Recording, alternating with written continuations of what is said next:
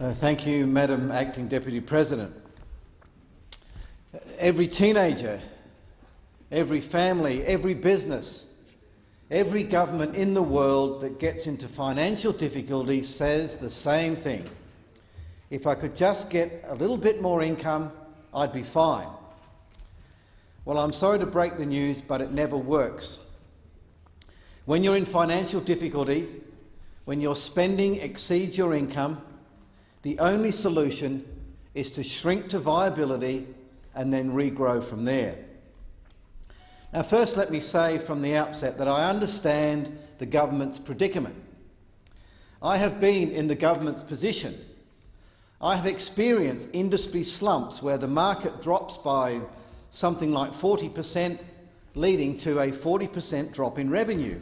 It is painful. It's disruptive. The structures, the systems, the staffing and the resources that have been put in place to handle X level of activity are suddenly confronted with the chill winds of economic reality. The government is experiencing what thousands of business owners experience. Welcome to their world. Madam Acting Deputy President, employment levels are falling. Our terms of trade are falling. Home ownership levels are falling.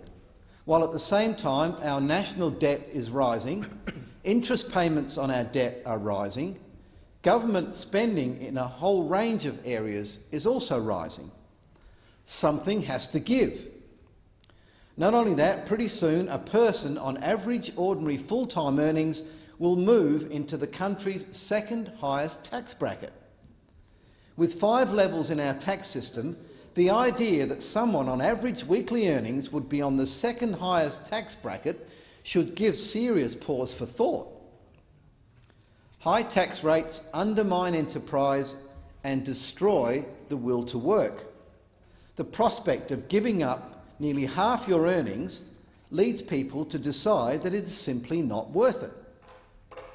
Taxation at these levels starts to produce gross inefficiencies as people stop working as much or as hard as they have been, and governments find their taxes are not producing the revenue they expected. Similarly, many on welfare benefits decline opportunities to work because of the punitive effect small earnings and high tax rates have on the security of their welfare benefits and the value of extra work. People on very low incomes fare worst of all, for as they increase their earnings, higher rates of income tax combine with the loss of means-tested benefits which deprive them of up to 80 cents of every extra dollar they earn. If we are to extricate ourselves from this dysfunctional system, the goodwill of the public needs to be restored by getting tax levels back to something which most people would see as reasonable. Australia will get nowhere with tax rates like these. Bosses aren't ripping off workers, it's the government that's ripping off workers. Senator Leyonhjelm and I have moved this motion today out of concern that when it comes to getting the budget in order, when it comes to relieving the tax burden on Australian families, the government seems to adopt the teenagers' plea for more money rather than reducing its spending. The Australian government is simply too big and has for too long been captive of the discredited Keynesian theory of economics, where governments are looked to for so-called economic leadership to stimulate the economy by injecting money into it. And far from solving the nation's economic problems, they just make them worse. This is because, simply put, governments, that is, politicians and government bureaucrats who make the decisions on these things, do not know enough to make the right decisions. If they did, like Bert Kelly once said, they wouldn't be here in Canberra, they'd be sitting in the south of France with their feet in a bucket of champagne. Now, this applies to everything from trying to solve an alleged global problem with carbon dioxide emissions to the most minuscule local issues that neighbours or communities could very easily sort out themselves. My home state of South Australia is a classic example of failed Keynesian thinking. The state government there thinks it can spend its way out of an economic slump. It has gambled South Australian taxpayers' money and lost it, and all South Australia has to show for it is record debt and record deficit. But as always, Keynesians never ever admit they're wrong. They're like the gambler who goes to the racetrack or casino thinking if he keeps doubling his bet each time, eventually he'll back a winner and get all his money back. And all that happens is he runs out of money. And there is nothing more certain than the South Australian state government will run out of money. I co-sponsored this motion today because I started to think very carefully about this topic when the Prime Minister urged the crossbench to think of savings measures if we were inclined to oppose other government measures. At the time the Prime Minister first made that request, I pointed out 3 easy savings areas. The first is a measure that you heard me outline in my first speech in this place, and I will keep saying it until I'm blue in the face, and perhaps even after that. And that is allow people to escape from the industrial regulation prison. It gets them off the dole and will improve the budget position by billions of dollars. For every 1% of people who get off the dole, the government saves $100 million. We spend $145 billion, more than a third of the budget, on social security and welfare, and that will grow over the next 3 years to $169 billion, or 33% of the budget, subject to what has passed or might pass the Senate since July. We pay these benefits to a cohort of people who could otherwise be working and be financially independent. The second saving area that I explained to the government is to end the duplication of health and education bureaucracies. Together they comprised $94 billion last year and are on track to cost $106 billion by 2017-18. These bureaucracies cost and spend billions, yet they do not run a single hospital or a single school. The health and education budget lines in the budget papers are the second and third individual portfolio areas with the largest cost to Commonwealth taxpayers. Yet Section 51 of the Constitution makes it clear that what federal responsibilities are: foreign affairs, trade, commerce, tax, communications, the military, quarantine, currency, copyright, marriage and family law, pensions, and of course corporations. Madam Acting Deputy President, there's no mention of hospitals, schools, disability services, pink bats, carbon dioxide emissions, or many of the other things that the federal government decides from time to time it wants to spend our money on. Or more to the point, borrow money against the Commonwealth to use taxpayers' money to pay interest on that debt. Family First strongly believes in federalism, and as such, in having a Commonwealth government that sticks to its own constitutional responsibilities and leaves the rest to the states and territories. If it's not about trade, tax, troops or the family, then don't ask us to raise taxes for it and don't ask us to spend on it. Health and education are state responsibilities, so the state should fund them. Those who spend the money should raise the money. At present, the Commonwealth raises the money and the states spend it, and we all know what happens when people spend money raised by someone else. To go further on this duplication argument, I agree with my colleague Senator Leyonhjelm. There is no need for any government to run a single school. There is sufficient know-how and capacity in our community for schools to be run by non-government bodies. Fund students directly and let their families decide where the student funding is spent. Get out of the business of running school. The third savings suggestion I gave in July is a simpler question of running things more efficiently by eliminating some of the ridiculous costs of office fit-outs and other wastes of money that we see and hear about all the time in this place. 10,000 here, 50,000 there. It all adds up. And not only that, it develops a culture of disregard for the person who worked in a factory or on a hospital ward or in a classroom or on the land, and their hard-earned taxes that pay for it all. Madam Acting Deputy President, I was elected on a platform of every family a job and a house. On housing, I have told the government they can save at least $600 million a year by reducing grants to those states which engage in price gouging of residential land holdings through their land management corporations. The Commonwealth Government could also immediately sell off its own surplus land to address housing affordability. The benefits from the sale of this land would create a multiplier effect. More housing activity, more employment, more income tax raised, more building materials made and sold, more white goods and appliances, more soft furnishings, and of course, more GST. I estimate the states are missing out on $2 billion of GST a year due to their own land restriction policies. Now, on this point of housing, I note the Commonwealth is planning to lift spending on housing. The Commonwealth is planning to lift spending on housing from $4.8 billion this year to $5.1 billion in 2017-18. If state governments woke up to the fact that their urban planning policies were based on myth and misinformation, the Commonwealth could save all that money. I defy any state government to substantiate its urban densification, urban consolidation claims. They are wrong, they are misguided.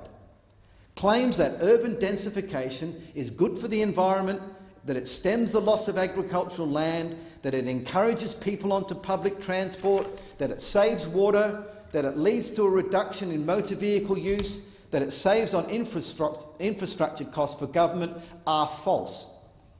Urban consolidation, densification is an idea that has failed all over the world, whether it's traffic congestion, air pollution, the destruction of biodiversity, or the unsustainable pressure on electricity, water, sewerage, or stormwater infrastructure. Urban densification has been a disaster. Urban consolidation is not good for the environment.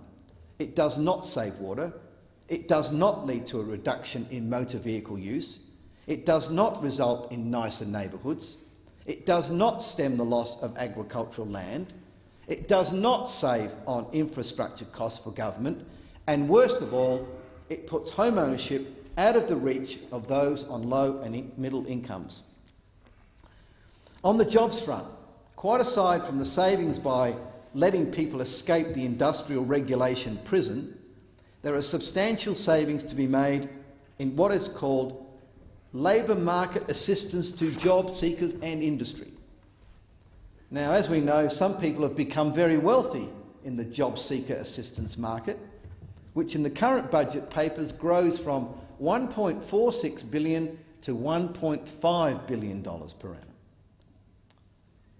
Job seekers know where to find jobs on terms and conditions which suit them, but the government won't let them take them. There are massive savings to be made there. I've also made the point during the recent carbon farming debate that the $2.5 billion allocated to so-called direct action is totally unnecessary. I see no need to repeat my arguments here, but the saving opportunity there is massive and clear. I hasten to add that I agree with Senator Lambie from Tasmania in including hydroelectricity in the renewable energy target. A review of the RET would see a further saving to government to make it reflect far better Australia's actual renewable energy achievements. Then there's the ABC. There is definitely a case to be made now for reviewing the scope of public broadcasting. These services were set up in a different era before private sector, that is non-taxpayer funded media organisations were developed. It is a very, very different world now. There are numerous areas where the private sector is ready, willing and able to provide media services but cannot compete with the deep pockets of the public broadcaster. As James Patterson in the Financial Review on Tuesday rightly points out, the ABC Charter requires that the ABC take account of the broadcasting services provided by the commercial and community sectors of the Australian broadcasting system. And it's this part of the Charter the management has most openly flouted. Instead, Mr Patterson points out correctly, the ABC has established competitors to a pre-existing 24-hour news service in Sky News, fact-checking body PolitiFact, and as Mr Patterson calls it, the cornucopia of free online opinion, when it launched its Drum website. Now, the ABC is investing more in these areas where it competes against its charter with commercial enterprises. Conversely, their rural and regional services, including in my home state of South Australia, exists in an underserviced market. These services are the true identity of the ABC, covering droughts, floods, bushfires and iconic stories that have defined the Australian national identity. Madam Acting Deputy President, the government should create perhaps a country broadcasting corporation which only has a charter to cover country areas and then sell off the ABC. We also need a national debate on families, family lifestyle choice and caring responsibilities in this nation.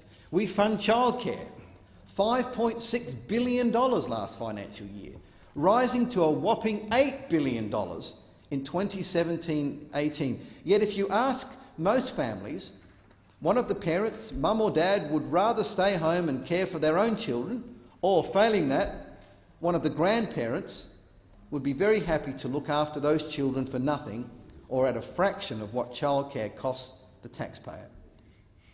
Industry assistance. There is no place for industry assistance.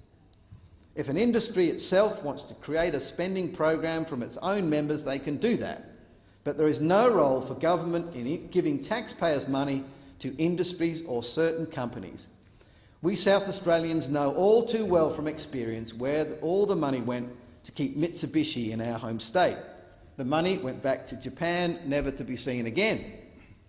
We have to stop governments pretending that they know anything about business or which industries might be successful. It fails wherever it is tried, nowhere more obviously than in my home state. Meanwhile, families and communities suffer greatly. I welcome the government's announcements that it will review the tax system and our federation. These two in tandem will help us address the problems we have with social needs and the ability of states and territories to raise the revenue needed for their constitutional responsibilities. We debated aged care recently in this place. There is a classic example where the Commonwealth has stepped in to fund a rapidly growing sector. We need to clarify who is responsible for what and ensure whoever bears the responsibility has the revenue to do so, but not blank cheques in the form of new or higher taxes that can be raised at whim, but revenue to meet the responsible spending needs of government, not the myriad of wasteful and excessive spending that we see across all levels today. The savings measures I have proposed have merit in their own right, but have further merit as well. Massive spending reductions will help address the Commonwealth public debt interest, which grows and grows, from $13.4 billion last year to $17.9 billion in 2017, a $4.5 billion increase in interest payments. Imagine the benefit if we paid no interest on our public debt. Every family, a job and a house. It's what Family First is about. We are a Conservative party and, Madam Acting Deputy President, we understand the fundamental importance to taxpayers, families and national interests of reducing Commonwealth spending. Thank you. Thank you, Senator Day. Senator